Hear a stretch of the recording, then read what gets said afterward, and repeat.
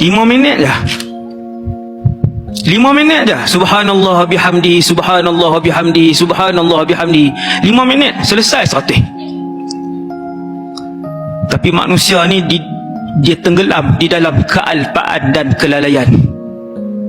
Dia sembang 45 minit boleh, tapi dia nak zikir 5 minit seperti membawa 1 tan batu di dalam jubah dan baju dia. Berat. Hadis ni simple je, iaitu Nabi sebut zikir ni, hadis ni tentang zikir. Man qala subhanallahi wa bihamdihi, sesiapa yang menyebutkan subhanallahi wa bihamdihi, 3 perkataan ya tuan. 3 kataan ya. Subhanallahi wa bihamdihi fi yaumin 100 marrah, tiap-tiap hari dia sebut 100. Huttat anhu khatayah, Allah buang semua dosa dan kesalahan dia.